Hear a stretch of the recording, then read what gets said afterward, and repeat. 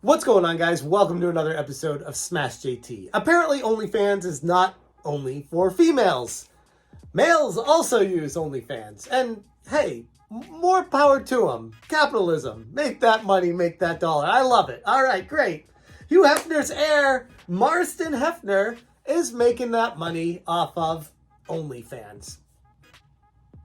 Wait, what's this have to do with video games? JT.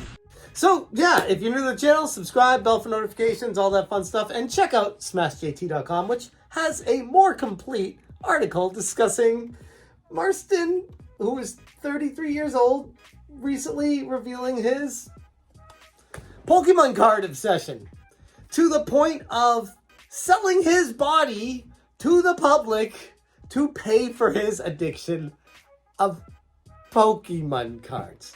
And here's the crazy thing about it. You would think the heir to the Playboy legacy would have all this money and could buy whatever they wanted and have all the Pokemon cards in the world, but apparently it's a little bit deeper than that. One, I don't know if you guys know, but Playboy hasn't been doing so great these days. But two, he also wants to buy a really expensive Pokemon trophy card, which for those who are not familiar, I also being included in that group, didn't know that these fetched well into the 6-figure price tag in USD. For example, this 2018 Pokemon Promo #1 Trainer Holo World Championships card, $250,000. You gotta really like Pokemon to be buying a card like that. You gotta be really selling your body a lot to be buying a card like that. I'm not gonna question what he's doing with his money.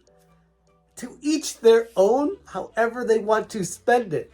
I just find it fascinating that the heir to the Playboy throne is now in a situation where he finds himself, for lack of a better phrase, selling his body on OnlyFans to pay for a Pokemon card. This is 2023. Y'all thought we'd have flying cars by now, but no. We have Hugh Hefner's kid selling his body for a Pokemon card. And this is all brought to us by a Page 6 article. That's where I got my information from to write this article, where they interviewed him. And he straight up told them that was the situation, and that his wife is not thrilled with his OnlyFans participation. But she does value his pursuit of personal interests and risk-taking, which every good partner out there should be for their soulmate. Like, that's kind of why you get married. You want to be two peas in a pod. You want to support each other to the end to make sure you are not just successful, but fulfilled in your life and whatever goals those may be. Now, she does not have an OnlyFans, but he said if she does have one, he would support her as well. So it sounds like, at least behind the scenes with these guys, that everything is just perfectly hunky-dory. And she's perfectly fine with him selling his body on OnlyFans to buy those Pokemon cards. All right. Now, to be fair, you have to try to look at this from the lens of this dude grew up in a world where beautiful naked ladies are just throwing themselves in his face every day walking around the Playboy mansion. So I think it's fair to assume that his perception of reality is a little bit jaded from the normal view. I don't think it's a bad thing per se. I just think it's a different outlook. One that the average person wouldn't be able to really grasp.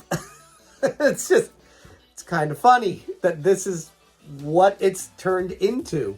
Some people might say it's sad. Some people might say it's pathetic.